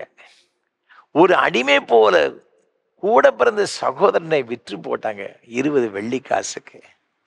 ஆனா இவன் பாருங்க, சகோதரெல்லாம் தனக்கு முன்னால் நின்று வந்த உடனே கட்டி பிடிச்சின்னு ஓன்னு கதறி அழுகின்றதை பார்க்கலாம். அந்த அன்பு பார்த்துக்கிடுங்க. அதனால இவங்க செய்த துரோகங்களை அவன் பெரிதாக பார்க்கல. அதெல்லாம் அந்த அன்பு அப்படி மூடி போடுகிறது பார்க்கிறோம். அவன் சொல்றான், நீங்கள் அல்ல, 8ஆம் வசனத்துல, தேவனே என்னை இவ்விடத்திற்கு அனுப்பி என்னை பார்வோனுக்கு தகப்பனாகவும் அவர் குடும்பம் அனைத்திற்கும் கர்த்தனாகவும் எகிப்து தேசம் முழுவதற்கும் அதிபதியாகவும் வைத்தார். நம்ம குடும்பத்தை காப்பதற்காக தேவன் வைத்தார். நீங்க இதே 45ஆம் அதிகாரத்துல நீங்க 27ஆம் வசனத்தை வாசித்து பார்க்கும் பொழுது இந்த செய்திகளெல்லாம் அவனுடைய சகோதரர் போய் யாக்கோபிட்ட சொல்றாங்க. சொன்ன உடனே அவன் கொடுத்த இந்த அன்பளிப்புகள் மற்றும் அவனுடைய உணவு பண்டங்களெல்லாம் அவன் கொடுத்து பார்த்த உடனே வேத வசனம் சொல்லுகிறது, அவருடைய தகப்பனாகிய யாக்கோபின் ஆவி உயிர்த்தது என்று சொல்லப்பட்டிருக்கு. அவன் அவ்வளோ நாள் அவன் சோர்ந்து போய் என் மகன் யோசேப்பு மரித்து போனான் அந்த கவலையில இருந்தவன் ஒரு புதிய உற்சாகம் அவனுக்குள்ள வந்துருச்சு பாருங்க. காரணம் என்னன்னு பார்த்தீங்கன்னா, யோசேப்பு கொண்டிருந்த தன்னுடைய சகோதரர்கள், தகப்பன் எல்லாருமே கொண்டு ஒரு அன்பு என்ன செய்யுதுன்னா, தகப்பனுக்கு ஒரு புத்துணர்ச்சி கொண்டு வந்து விட்டது. பஞ்ச காலத்தில் அந்த குடும்பத்தை காப்பாற்றியதை நாம் பார்க்கிறோம். ஆண்டவருடைய பிள்ளைகளே, இன்றைக்கு நமக்கு இந்த அன்பு வேணுங்க. ஆகவே தான் வேத வசனம் முழுவதும் நீங்கள் ஆதியாகமத்திலிருந்து வெளிப்படுதல் வரை வாசித்து பார்க்கும் பொழுது தேவன் நம்மீது வைத்த அன்பு எத்தனை பெரியதுன்னு சொல்லப்பட்டிருக்கிறது. அந்த அன்பை அறிந்திருக்கிற நாம் நம்முடைய வாழ்க்கையில் அந்த அன்பு என்ன செய்யணும்னா இருக்க வேண்டும் என்று தேவன் எதிர்பார்க்கிறார். இந்த அன்பு எல்லாவற்றையும் எல்லா பாவங்களையும் மூடுகிறது. அப்படி விளைவு என்னன்னு பார்த்தீங்கன்னா, அந்த குடும்பத்தில் ஒரு பெரிய மகிழ்ச்சியையும் சந்தோஷத்தையும் கொண்டு வருகிறது. குடும்பத்தில் எல்லா குடும்பத்திலையும் சில ஏற்றத்தாழ்வுகள் இருக்கும், சில பிரச்சனைகள் இருக்கும். அதையே பார்த்துக்கிட்டுன்னு வச்சுருங்க. ஒருவேளை நீங்கள் செய்கிற காரியங்கள் நியாயமாக இருக்கலாம். உங்கள் குடும்பத்தில் ஒரு சகோதரர்கள் சகோதரிகள் பெற்றோர்கள் செய்கிற காரியங்கள் அது நியாயமற்றதை போல் உங்களுக்கு தெரியலாம். பார்த்துக்கிடுங்க. நீங்கள் அதையே நம்ம குறை சொல்லி கொண்டே இருப்போம் என்று சொன்னால் குடும்பம் பிரிந்து கொண்டு தான் போகுமே தவிர அங்கே ஒற்றுமைப்படுவதற்கு வாய்ப்பே கிடையாது. யோசேப்புக்கும் அந்த எண்ணம் இருந்ததுன்னு வச்சுக்கிடுங்க. என்னுடைய சகோதரர் எல்லாரும் இப்படி என்னை பழி வாங்கிட்டாங்களா, வரட்டும் ஒரு நாள் இவன் வச்சுக்கிடுவேன்னு சொல்லி அவன் ஒரு நாளும் மனசில் என்ன செய்யலன்னா அப்படி ஒரு எண்ணத்தை வைக்கவில்லை. வச்சிருந்தாங்கன்னா அவளை அவ்வளோ பேர் தூக்கி ஜெயிலில் கொண்டு போட்டிருப்பான். அவன் சொல்றான், ஆண்டவர் நம்முடைய குடும்பத்தை காப்பாற்றும்படியாக தேவன் தான் என்ன இங்க அனுப்பினாரு. இவன் செய்த பூரா துரோகம். அவன் சொல்றான், நீங்க எனக்கு துரோகம் செய்யல, நீங்க இப்படி செய்ததுனால தான் நாங்க வந்தேன், இல்லாவிட்டு அங்க வந்திருக்க மாட்டேன். என் ஆண்டவராய் கர்த்தர் எல்லாவற்றையும் அறிந்திருக்கிறார், வரப்போகிற எல்லாவற்றையும் அறிந்திருக்கிறபடினால தான் என்ன இங்க இந்த இடத்துக்கு கொண்டு வந்தாரு. அந்த சகோதரி குற்றங்களை பார்க்கலங்க, தேவன் செய்த காரியங்களை பார்க்கின்றான். அந்த குடும்பங்கள் ஒன்று சேருகிறது, இணைக்கப்படுகிறது. அந்த குடும்பம் கட்டப்படுவதற்கு காரணம் யோசேப்பினுடைய அன்பு. அன்பான ஆண்டவருடைய பிள்ளைகள், நம்முடைய வாழ்க்கையில நம்முடைய குடும்பத்துல ஒருவேளை குறைகளையே பார்த்து கொண்டிராமல், குற்றங்களே நாம் சொல்லி கொண்டிராமல், அதையெல்லாம் நாம் சகித்து நாம் அன்பு நிமித்தமாக அவர்களோடு கூட நாம் உறவு வைத்திருக்கும் பொழுது இந்த குடும்பங்கள் என்ன செய்யுதுன்னா சந்தோஷம் அடைகிறது, குடும்பங்கள் கட்டப்படுகிறது. அது மாத்திரமல்ல, இந்த அன்பு என்ன செய்கிறது அப்படின்னு பார்த்தீங்கன்னா, வேதத்தில் வாசித்து பார்க்கும் பொழுது 1 கொரிந்தியர் நிருபம் 13ஆம் அதிகாரம், இந்த அதிகாரத்தை ஒரு அன்பின் அதிகாரம் அப்படின்னு சொல்லலாம். பார்த்துக்கிடுங்க, எல்லாராலும் விரும்பி வாசிக்கப்படுகிற ஒரு அதிகாரம். அதில் 7ஆம் வசனம் சொல்லுகிறது, இந்த அன்பு சகலத்தையும் தாங்கும், சகலத்தையும் விசுவாசிக்கும், சகலத்தையும் நம்பும், சகலத்தையும் சகிக்கும். இதில் நிறைய காரியம் சொல்லப்பட்டிருக்கிறது. இந்த அன்பு என்ன செய்யணும் பார்த்தீங்கன்னா, எல்லாத்தையும் தாங்குகின்ற ஒரு பலன் உண்டு. நம்முடைய உலக பிரகாரமான எத்தனை பிரச்சனை, எத்தனை போராட்டம் வந்தாலும் கூட இந்த அன்பு இருந்துன்னு வச்சுக்கிட்டுங்களேன், அது எல்லாத்தையும் சகிச்சுக்கிட்டே இருக்குங்க. அவனுக்கு விரோதமாக என்ன சொன்னாலும் கூட அது தாங்கி கொண்டு தான் இருக்கும். பார்த்துக்கிடுங்க, அது ஒரு தாயுடைய அன்புக்கு ஈடாக வேற எதுவுமே கிடையாது. பார்த்துக்கிடுங்க, இந்த பிள்ளைகள் எவ்வளவுதான் தாய்க்கு எதிராக செயல்பட்டாலும் கூட அந்த தாய் தன் பிள்ளை செய்த துரோகத்தையெல்லாம் மன்னிச்சால் அந்த பிள்ளை நல்லா இருக்குன்னு நினைப்பாங்க. பார்த்துக்கிடுங்க, நான் ஒரு சபையில் நான் பணியாற்றி கொண்டு இருந்தேன். ஒரு அம்மா இருந்தாங்க, அவங்க ஒரு 70 வயசு மேலே இருக்கும். பார்த்துக்கிடுங்க, அவங்களுக்கு ஒரு மகன் பயங்கரமான குடிகாரன். அவன் அதே என்னுடைய நான் இருந்த திருச்சபையில் இருந்த ஆலயத்திற்கு அதே நேர் தெருவில் தான் அவனும் இருந்தான். பார்த்துக்கிடுங்க, அவனை நான் ஒரு நாள் கூட அவன் குடிக்காமல் இருந்து நான் பார்த்ததே கிடையாது. டே அண்ட் நைட் அவன் லாரியில் டிரைவராக பணி செய்கிறான். எப்படி தான் வண்டி ஓட்டுவானோ தெரியாது. ஒரு 4-5 நாள் இந்த லாரியை ஓட்டிட்டு எங்கேயாவது போயிட்டு வருவான். கை நிறைய அந்த சம்பளத்தை கொண்டு வருவான். பார்த்துக்கிடுங்க, வரும்பொழுதே பை நிறைய பாட்டில் தான் கொண்டு வருவான். குடித்து கொண்டே இருப்பான். பார்த்துக்கிடுங்க, அவங்க அம்மா இவனுக்கு சோறு பொங்கி போடுவாங்க. பார்த்துக்கிடுங்க, ஏய் கிளவி, நீ என்ன சாப்பாடை கொடுத்துருக்குற, ஒரே ஏச்சு, வாயில் வராத ஏச்செல்லாம் ஏசுவோம். பார்த்துருங்க, அந்த அம்மா ஏண்டா இப்படி பேசுகிற, ஏண்டா குடிக்கன்னு சொல்லியாச்சுன்னா அந்த அம்மா போட்டு அடின்னு அடிப்பான். ஒரு நாள் பயங்கரமாக அடித்ததுனால அவன் வீட்டுக்கு வெளியே பிடிச்சி இழுத்து அவனுடைய சொந்த தாய், பெற்ற தாயை பிடிச்சி அடின்னு அடித்ததுனால அந்த தெருவில் உள்ள மக்கள் எல்லாம் பிடிச்சி போலீஸில் கொண்டு போய் நினச்சிட்டாங்கன்னா, ஃபோன் பண்ணி ஜீப்பில் வந்துட்டாங்க. இவனை பிடிச்சி கொண்டு போகிறாங்க. கொண்டு போகும்போது தாய் அவன் பட்ட அடி தாங்கம் கீழே விழுந்தவங்க இருந்து சொல்கிறாங்க, ஐயா அவனை ஒன்றும் செய்யாதீங்க ஐயா, அவன் அப்படி வேணுக்கெல்லாம் அடிக்கலையா, அவனை விட்டுருங்க சொல்லி கதறினாங்க. ஒரு தாயினுடைய அன்பு எப்படி இருக்கு பார்த்துக்கிடுங்க. மகன் வெறி பிடிச்ச மாதிரி இருக்கிறான். அந்த தாய் திரும்பி சொல்லி அனுப்புறா கூட உள்ளவங்கிட்ட, ஐயா நீங்கள் போலீஸுக்கு ஃபோன் பண்ணீங்க, அவன் தான் இப்படி குடிப்பான்னு தெரியும் ஐயா, என்னையா தப்பு பண்ணிட்டான். தாயினுடைய உள்ள அப்படி இருக்கு பார்த்துடுங்க. இந்த அன்பு சகலத்தையும் தாங்குங்க. 70 வயசாச்சு, அடிபடுத வயசா, தாங்குகின்ற வயசா, அது தாய் தாங்கினாங்க. எப்படி தாங்கினாங்கன்னா அன்புங்க. இயேசு நம்ம மேல அவ்வளோ ஒரு அன்பு வச்சிருக்கிறாரு. நம்முடைய பாவத்து நிமித்தம் நாம் பெற வேண்டிய எல்லா தண்டனைகளையும் நம் மீது வைத்த அன்பின் நிமித்தமாக அவர் ஏற்றுக்கொண்டாரு. சகலத்தையும் தாங்குகின்ற ஒரு அன்பு. ஆண்டவரை யூதாஸ் காட்டி கொடுத்தான். யோவான் 13ஆம் அதிகாரம் 1ஆம் வசனத்தை வாசித்து பார்க்கும் பொழுது, ஆண்டவர் முதல்ல இந்த சீசர் எப்படி அனுபவித்தாரோ அதே போல முடிவு மட்டும் அனுபவிச்சிருந்தாரு. இப்போ யூதாஸ் காரியத்தை காட்டி கொடுக்க வருகிறான். நீங்கள் மத்திய சுவிசேஷத்தில் 26ஆம் அதிகாரத்தில் நான் வாசித்து பார்க்கும் பொழுது இங்கு 50ஆம் வசனம் இவ்வாறாக சொல்லுகின்றது, இயேசு அவனை நோக்கி, சிநேகிதனே என்னத்திற்காக வந்திருக்கிறாய் என்றார். யூதாஸ் காரியத்தை காட்டி கொடுக்க தான் வந்திருக்கிறன்னு இயேசுநாதருக்கு நன்றாக தெரியும். அவனை பார்த்து துரோகி என்று சொல்லவில்லை, சிநேகிதனே என்று சொல்லுகிறான். சிநேகிதனுக்காக ஜீவனை கொடுக்கிற அன்பிலும் பெரிய அன்பு ஒன்றும் கிடையாதாம். ஒருவன் தன் சிநேகிதனுக்கு உயிரை கூட கொடுப்பானா. அவன் தாய்க்கு கொடுக்கானோ, தகப்பனுக்கு கொடுக்கானோ, மனைவிக்கு கொடுக்கிறானோ, கணவனுக்கு கொடுக்கிற அளவுக்கு அதெல்லாம் கிடையாது. சிநேகிதனுக்காக உயிரை கூட கொடுத்து காப்பானா உண்மையான ஒரு சிநேகிதன். அப்படிதான் வசனம் இருக்கு பார்த்துக்கிடுங்க. அவனை பார்த்து கேட்கிறாரு, சிநேகிதனை என்னத்திற்கே வந்திருக்கிறாய். ஆண்டோடைய அன்பு எத்தனை பெரியது பாருங்க, எத்தனை மேன்மையானது பார்த்துக்கிடுங்க. இந்த அன்பு எல்லாத்தையும் தாங்குங்க, எல்லாத்தையும் சகிச்சுக்கிடுங்க. என்ன சொன்னாலும் சரி சரி சரி. அதுக்கு என்ன காரணம் கேட்டீங்கன்னா அன்புங்க. இந்த அன்பு ஒரு மனிதனுடைய வாழ்க்கையில் இருக்கும் என்று சொன்னால் அவனை போல ஒரு ஆசீர்வதிக்கப்பட்டவன் இந்த உலகத்துல வேறு யாருமே கிடையாதுங்க. ஆண்டவருடைய பிள்ளைகள், ஆகவே தான் வேத வசனம் சொல்லுகிறது.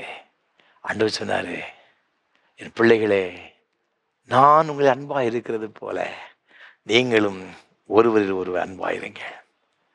பழைய ஏற்பாட்டில் ஆண்டவர் 10 கட்டளைகளை கொடுத்தாரு. அதெல்லாம் ஒன்றாக்கி இன்னும் பல அதற்கு உபகட்டளைகள் நிறைய இருந்துச்சு பார்த்துருக்கு. எல்லாவற்றையும் ஒன்றாக்கி ஆண்டவர் ஒரே கற்பனையை கொண்டு வச்சார். அந்த ஒரு கற்பனையில் 2 கற்பனை இருக்கிறது. அந்த 2லையும் பிரதானமானது பார்த்தீங்கன்னா அன்பு. உன் தேவனாய் கர்த்தரிடத்தில் ஒரு முழு இதயத்தோடு, முழு ஆத்மாவோடும், முழு மனதோடும், முழு பலத்தோடு அன்பு கூறுவாயாக. இது முதலாவது பிரதான கற்பனை. இதற்கு ஒப்பாயிருக்கிற 2வது கற்பனை என்னவென்றால், உன்னிடத்தில் நீ அன்பு கூறுவது போல் பிறனிடத்திலும் அன்பு கூறுவாயாக. First, love your God. ஆண்டவரை நீங்கள் நேசிக்கணும். 2வது, லவ் யுவர் நெய்பர். உன்னுடைய சகோதரனை நீ நேசிக்கணும். எப்படி? நீ உன்னை நேசிப்பது போல நம்மை நாம் எப்படி நேசிக்கிறோமோ அதே போல பிறனையும் நேசிக்கணுமா. அந்த நேசம் எப்படி இருக்கணுமா? நீங்கள் 1 யோவானுக்கு நிருபத்தில் நீங்கள் வாசித்து பார்த்தீங்கன்னா, நீங்கள் 3ஆம் அதிகாரம் அழகாக சொல்லுகிற 18ஆம் வசனத்தில், என் பிள்ளைகளே, வசனத்தினாலும் நாவினாலும் அல்ல, கிரியையினாலும் உண்மையினாலும் அன்பு கூற கடவோம். வசனத்தினாலும் நாவினாலும் அல்ல. சும்மா இருந்தால வசனத்தை சொல்லிட்டு போனால் போதாது, வாயில் பேசிட்டு போனால் போதாது. அது உண்மையிலே நீ அன்பு கூறணும். அது உன் கிரியையில வெளிப்படணும். யாருனாலும் சொல்லிட்டு போயிடலாங்க, தேனா பேசிட்டு போயிடலாம். நம்மெல்லாம் அப்படி இருக்கணும், இப்படி இருக்கணும், அன்பா இருக்கணும் அப்படின்னு பேசிட்டு போயிடலாம். பேச்சு எல்லாரும் பேசுவாங்க. ஆனால் ஆண்டவருடைய பிள்ளைகளால் மாத்திரம்தான் அந்த அன்பு கிரியையில வெளிப்படுங்க. அந்த அன்பு உண்மையா இருக்கும். அதைத்தான் இங்கு யோவான் அப்போஸ்தலன் மூலமாக ஆண்டவர் இங்கு 1ஆம் நிருபத்தில் மிக அழகாக அவர் எழுதியிருக்கின்றதை பார்க்கிறோம். அன்பான ஆண்டவருடைய பிள்ளைகள், நம்முடைய வாழ்க்கையில இந்த அன்பு இருக்கிறதா? நாம் அதை என்ன செய்யணும் யோசித்து பார்க்கணும். தேவன் இந்த அன்பை அதிகமாக எதிர்பார்க்கிறார். அப்போ இந்த அன்பு நமக்கு எப்படி வரும் அப்படின்னு பார்த்தீங்கன்னா, நாம் அதற்கு என்ன செய்யணும் அப்படின்னு பார்த்தீங்கன்னா, ஆண்டவர் சொல்றாரு, யோவான் எழுதின சுவிசேஷம் 14ஆம் அதிகாரத்தில் 21ஆம் வசனம் வேதம் இவ்வாறாக சொல்லுகிறது. என்ன சொல்லுகிறது? என் கற்பனைகளை பெற்றுக்கொண்டு அவைகளை கை கொள்ளுகிறவனே என்னிடத்தில் அன்பாயிருக்கிறான். என்னிடத்தில் அன்பாயிருக்கிறவன் என் பிதாவுக்கு அன்பாயிருப்பான். நானும் அவனில் அன்பாயிருந்து அவனுக்கு என்னை வெளிப்படுத்துவேன் என்றார். 23ஆம் வசனம், இயேசு அவனுக்கு பிரயுத்தரமாக, ஒருவன் என்னில் அன்பாயிருந்தால் அவன் என் வசனத்தை கை கொள்ளுவான். அவனில் என் பிதா அன்பாயிருப்பார். நாங்கள் அவனிடத்தில் வந்து அவனோட வாசம் பண்ணுவோம். அப்போ இந்த 2 வசனங்களை வாசித்து பார்க்கும் பொழுது, இந்த அன்பு என்று சொன்னால் என்ன அப்படின்னு பார்த்தீங்கன்னா, ஆண்டோடைய வசனத்தை நாம் கை கொள்ளுகிறது. 1 யோவான் முழுவதும் நீங்கள் வாசித்து பார்த்தீங்கன்னா, அன்பு அன்பு அன்பு ஏராளமான முறைகள் இந்த வார்த்தைகள் வருகிறதை நாம் பார்க்கிறோம். மற்ற நிருபங்களை காட்டிலும் இந்த நிருபத்தில் அன்பை பற்றி அதிகமாக பொதிக்கப்பட்டிருக்கிறது. அப்போ இந்த அன்பு எப்படி நமக்கு வரும் அப்படின்னு பார்த்தீங்கன்னா, ஆண்டோடைய வசனத்தை நாம் கை கொள்ள வேண்டும், அவருடைய கற்பனைகளை நாம் கை கொள்ள வேண்டும் என்று வேத வசனம் சொல்லுகிறது. அவ்வாறு நாம் கை கொள்ளும் பொழுது நம்முடைய வாழ்க்கையே ஆண்டவர் மாற்றி விடுகிறார். அப்போஸ்தலர்களுடைய புஸ்தகம் 17ஆம் அதிகாரத்தில் நீங்கள் வாசித்து பார்க்கும் பொழுது 11ஆம் வசனத்தில் அந்த பெரோயா பட்டணத்தை பற்றி வேதம் இவ்வாறாக சொல்லுகிறது. அந்த பட்டணத்தார் மனோவாஞ்சியாய் வசனத்தை ஏற்றுக்கொண்டு காரியங்கள் இப்படி இருக்கிறதா என்று தினந்தோறும் வேத வாக்கியங்களை ஆராய்ந்து பார்த்ததினால் தெசலோனிக்கேயில் உள்ளவர்களை பார்க்கிலும் நற்குணசாலிகளாய் இருந்தார்கள். மற்ற பட்டணத்தாரை விட நற்குணசாலிகளாகிய இந்த பெரோயா பட்டணத்தை இருந்தாங்களாம். அதுக்கு என்ன ரீசன் அப்படின்னு பார்த்தீங்கன்னா, இந்த வசனத்தின்படி வாழ ஆரம்பிச்சிட்டாங்க. வசனம் என்ன சொல்லுது, வசனம் என்ன சொல்லுது, அதை ஆராய்ந்து பார்த்தாங்க, அதை ஏற்றுக்கொண்டாங்க. அதன் நிமித்தமாக அவள் வாழ்க்கை மாறிற்று, நற்குணசாலிகளாக அவள் மாறினார்கள் என்று வேத வசனம் சொல்லுகிறது. அது மாத்திரமல்ல, இந்த அன்பு எப்படி வரும் அப்படின்னு பார்த்தீங்கன்னா, ரோமருக்கு நிருபம் 5ஆம் அதிகாரத்தில் நம்ம வாசித்து பார்க்கும் பொழுது வேதம் மிக அழகாக சொல்லுகிறது. ரோமர் 5ஆம் அதிகாரம் 5ஆம் வசனம், மேலும் நமக்கு அருளப்பட்ட பரிசுத்த ஆவியினாலே தேவ அன்பு நம்முடைய இருதயங்களில் ஊற்றப்பட்டிருக்கிறபடியால் அந்த நம்பிக்கை நம்மை வெட்கப்படுத்தாது. இந்த அன்பு நம்முடைய உள்ளத்தில் எப்படி வரும் அப்படின்னு பார்த்தீங்கன்னா, பரிசுத்த ஆவியானவர் நமக்குள் வரும் பொழுது, இந்த ஆவியானவர் நமக்குள் நினைச்சதானா ஊற்றப்பட்டிருக்கிறார். அப்போ நாம் இன்னைக்கு அன்பிலே தாழ்ச்சியாக இருக்கிறோம் அப்படின்னு பார்த்தீங்கன்னா, இந்த ஆவியானவர் நமக்குள் இல்லை அப்படின்னு தான் பொருள். எல்லாரும் சொல்லுவாங்க, நான் ரட்சிக்கப்பட்டிருக்கும் பொழுதே பரிசுத்த ஆவி பெற்றிருக்கிறேன், அப்படி பெற்றிருக்கிறேன், இப்படி பெற்றிருக்கிறேன், நான் அந்நிய பாஷை பேசுகிறேன், அதை பேசுகிறேன், இதை பேசுகிறேன். நீங்கள் எதை பேசினாலும் சரி, அது கிரியையிலும் உண்மையிலும் என்ன செய்யணும், வெளிப்படணும். இங்கு வசனம் சொல்லுகிறது, இந்த ஆவியானவர் ஒரு மனிதனுடைய வாழ்க்கையில் வரும் பொழுது அப்படி உள்ளம் தேவ அன்பினால் நிரப்பப்பட்டிருக்கிறது. தேவ அன்பு எப்படி? கல்வாரி சிலுவையிலே இயேசு நமக்காக ஜீவனை கொடுத்தாரே, அந்த அன்புங்க. தேவன் தம்முடைய ஒரே பேரான குமாரனை விசுவாசிக்கிறவன் எவனவன் கெட்டு போகாமல் நித்திய அடையும்படிக்கு அவரை தந்தளி இவ்வளவாய் உலகத்தை அன்பு கூர்ந்தார். எல்லா மக்களும் ரட்சிக்கப்படணும், காப்பாற்றப்படணும், கெட்டு போயிடக்கூடாது அப்படின்னு சொல்லி பிதாவாகிய தேவன் தமது குமாரனாக இருக்கிற இயேசுவை தந்தாரே, அவர் எவ்வளவு பெரிய அன்பு நிறைந்தவர் நம் மீது அன்பு வைத்தபடினால தானே அவருடைய குமாரன் நமக்கு தந்தாரு.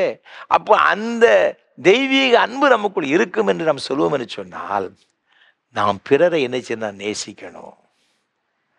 சொந்த குடும்பத்தை நம்ம நேசிக்கணும்.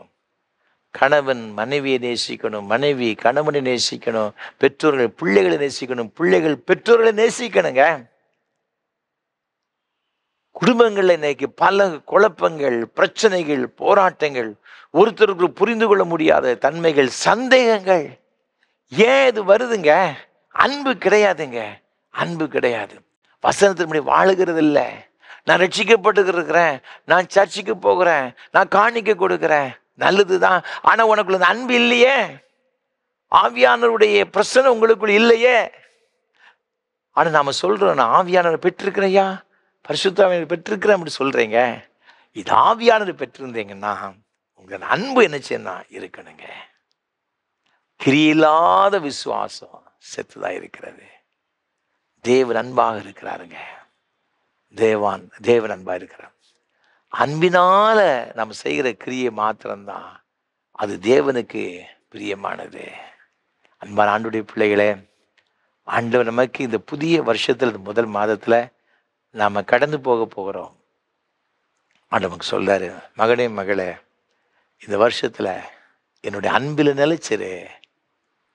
என் அன்பு உனக்குள் பூர்ணப்படும்படியாக என் ஆவியினால் நிரப்பப்படுகிற அனுபவங்களை பெற்றுக்கொள். வசனத்தின்படி வாழணுங்க. ஆவியானவர் நமக்குள் வாசம் பண்ணும்படியாக தேவ சமூகத்தில் காத்திருக்கணுங்க. நாம ஜெபம் பண்ணணுங்க. இந்த ஆவியானவர் நமக்குள்ளாக அந்த அன்பு ஊற்றப்படும் பொழுது, அந்த கல்வாரி அன்பு நமக்குள் வரும் பொழுது, சகலவற்றையும் நம்மால் சகிக்க முடியும், தாங்க முடியும், ஏற்றுக்கொள்ள முடியும். அந்த மேன்மையான அன்பை ஆண்டவர் நம் ஒவ்வொருவருக்கும் கொடுத்து நம்முடைய குடும்பத்தை ஆசீர்வதிப்பாராக.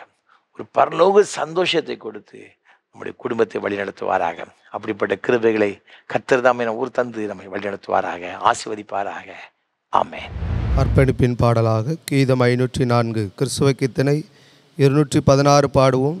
தேவபிதா என்ற மேய்ப்பனல்லோ சிறுமை தாழ்ச்சி அடையிலேனே. கீதம் 504 கிறிஸ்தவ கீர்த்தனை 216 பாடுவோம்.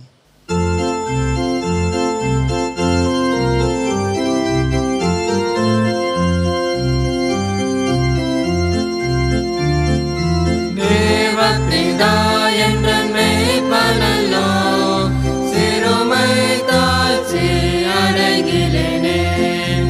ஆவலதாயனை பைமான் மேல் அவன் மேய்தவனே நடத்துகின்றார். தேவபிதா என்ற மேய்ப்பனல்லோ சிறுமை தாழ்ச்சி அடைகிலேனே. ஆத்தும தன்னை குளிர பண்ணி அடி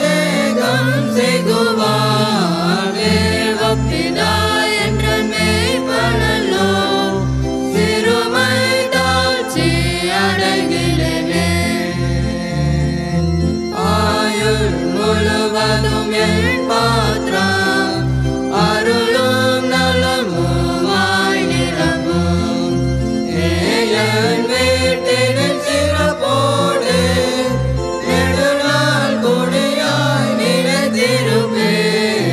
தேவப்பிதா என்று நினைப்பனல்லோ, சிறுமை தாட்சி அடைகிலேனே.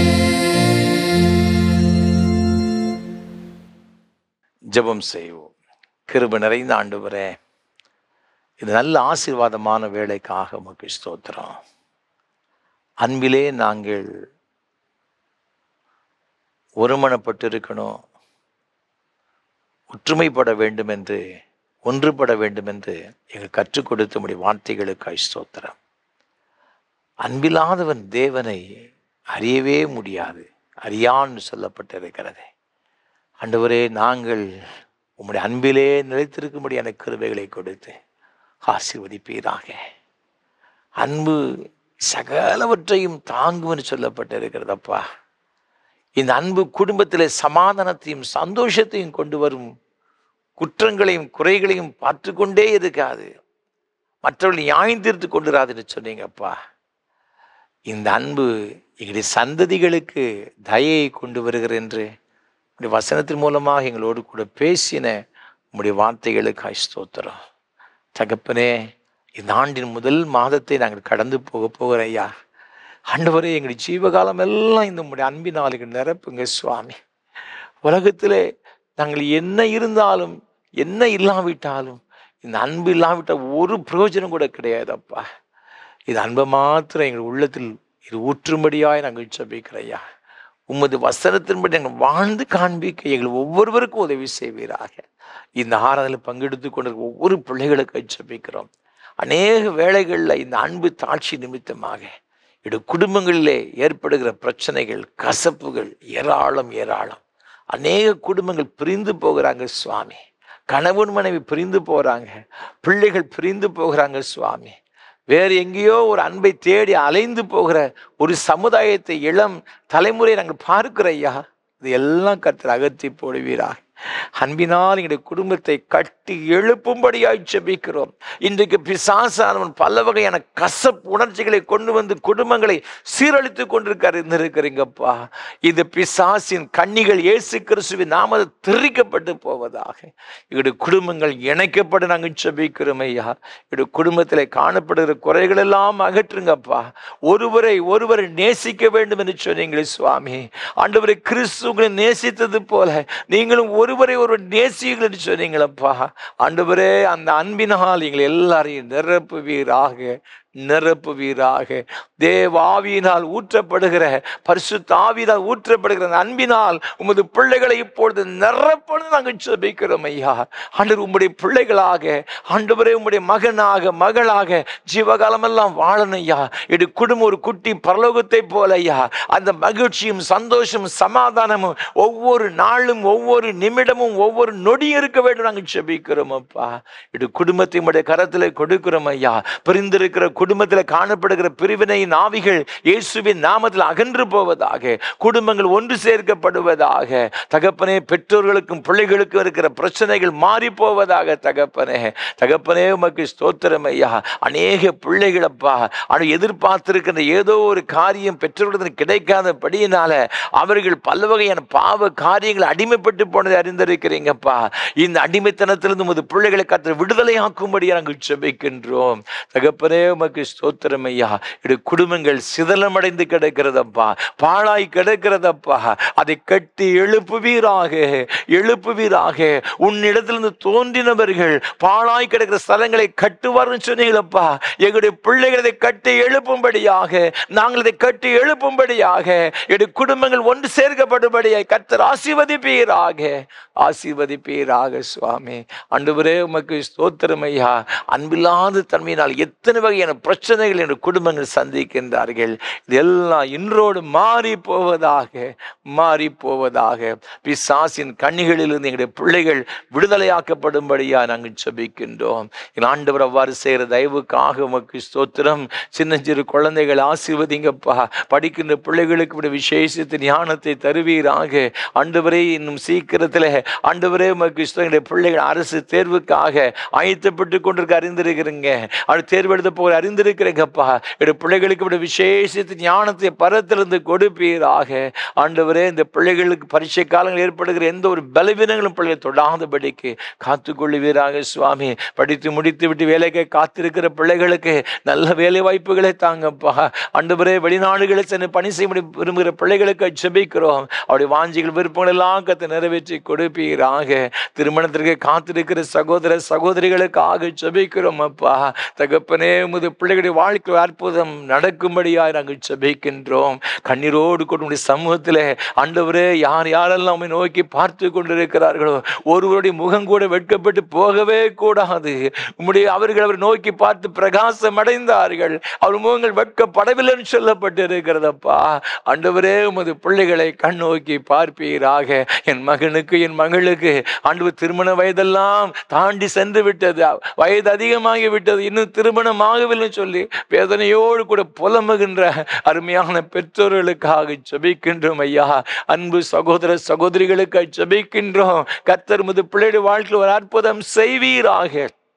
எல்லாவற்றையும் நேர்த்தியாய் செய்கிற ஆண்டவரப்பா, என்னுடைய பிள்ளைகளுடைய வாழ்க்கையில் ஒரு நேர்த்தியான காரியத்தை, மங்களகரமான காரியத்தை கட்டளையிடுவீராக. ஆண்டவரை, குழந்தை செல்வங்களுக்காய் பல வருடங்களை காத்திருக்கிற அன்பு ஆண்டவரை தம்பதிகளுக்காய் ஜெபிக்கிறோம் ஐயா. அன்பு பிள்ளைகளுக்காய் ஜெபிக்கிறோம் ஐயா.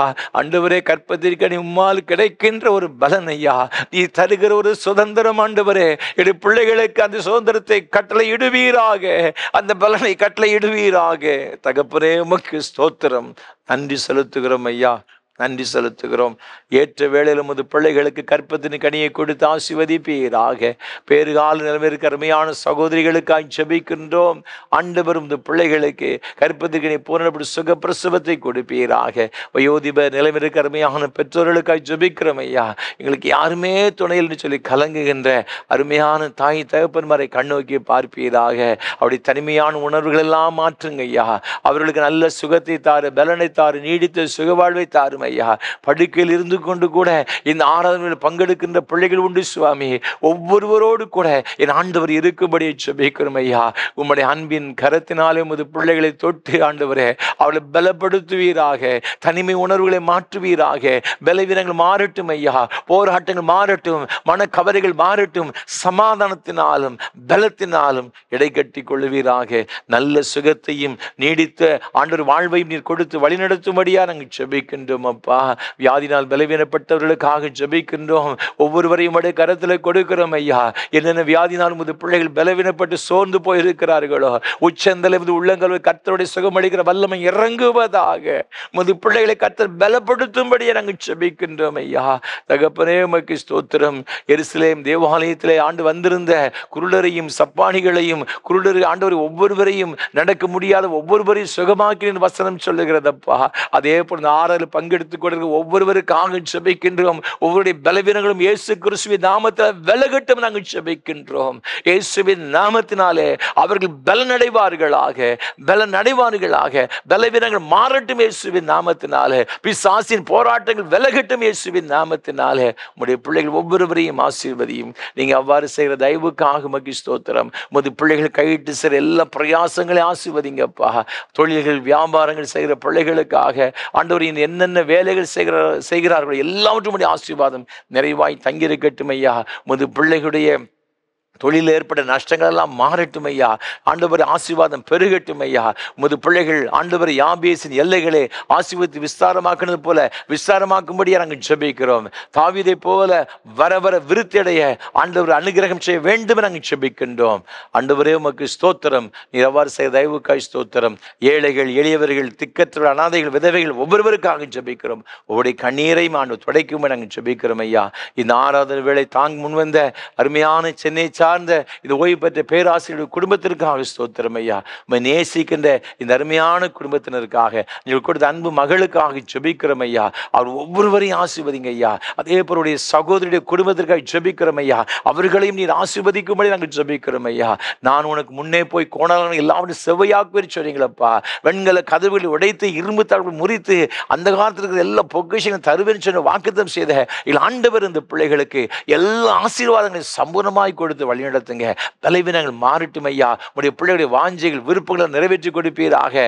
ஆண்டவரை தடைப்பட்டிருக்கிற ஆசீர்வாதங்கள் இயேசுவின் நாமத்தினாலே ஆண்டவரை இந்த பிள்ளைகளுக்கு எல்லா ஆசீர்வாதம் உண்டாகும்படி நாங்கள் ஜெபிக்கிறோம் ஐயா. தடைகள் இயேசுவின் நாமத்தை விலகுவதாக, கிருபை சூழ்ந்து கொள்ளும்படி நாங்கள் ஜெபிக்கிறோம் ஐயா. தகப்பனே உமக்கு ஸ்தோத்திரம் ஐயா. நல்ல சுகத்தை பலத்தை நீடித்த சுகவாழ்வையும் ஒவ்வொருவருக்கும் கொடுத்து வழி நடத்துங்கப்பா. ஆண்டவரே இந்த ஊழியங்களுக்காக பல வகையில் ஜெபிக்கின்ற தாங்கி வர ஒவ்வொருவருக்காய் ஸ்தோத்திரம். ஒவ்வொருவரையும் நீர் ஆசீர்வதியும், நாமத்தை மையப்படுத்தும்.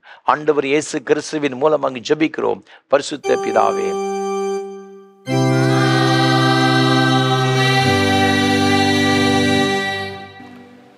தேவனுடைய இரக்கமுள்ள கிருபைக்கும் பராமரிப்புக்கும் உங்களை ஒப்புவிக்கிறோம்.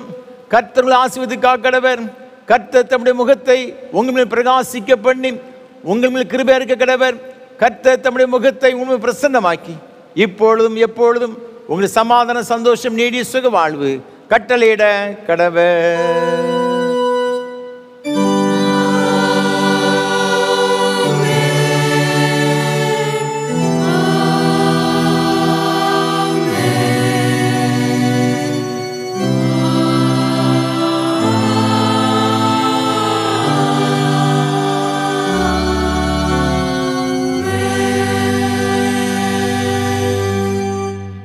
நிரோகீதமாக கீதம் 487 பாமாலை 325 பாடுவோம். மயங்கும் தாசனை நாதா நீர் நடத்தும். கீதம் 487 பாமாலை 325 பாடுவோம்.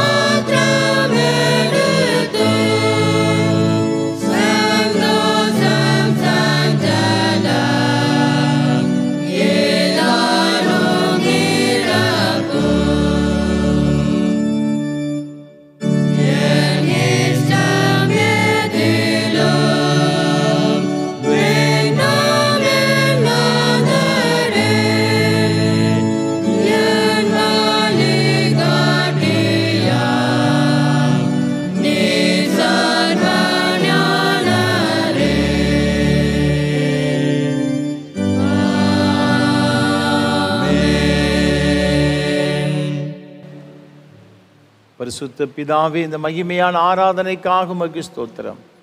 ஆண்டவர் மத்தியில் எழுந்தருளி உம்முடைய பிரசன்னத்தால் நிறைத்து எங்களை ஆசீர்வதித்தீரே உமக்கு ஸ்தோத்திரம். இந்த ஆராதனையில் பங்கு பெற்ற ஒவ்வொருவரையும் உடைய கரத்தில் கொடுக்கிறோம். என்னென்ன தேவைகளோடு உம்முடைய சம்மதி எதிர்பார்த்திருந்து காத்திருந்தார்கள், ஒன்று கூட குறைவில்லாமல் எல்லாவற்றையும் சம்பூர்ணமாய் பெற்று அனுபவிக்க கிருபைதாரும் ஆசீர்வதியும். ஆண்டவர் இயேசு கிறிஸ்துவின் மூலமாக ஜெபிக்கிறோம் பரிசுத்த பிதாவே. கர்த்தங்களோடு இருப்பாராக. தேவ சமாதானத்தோടെ சென்று வாருங்கள்.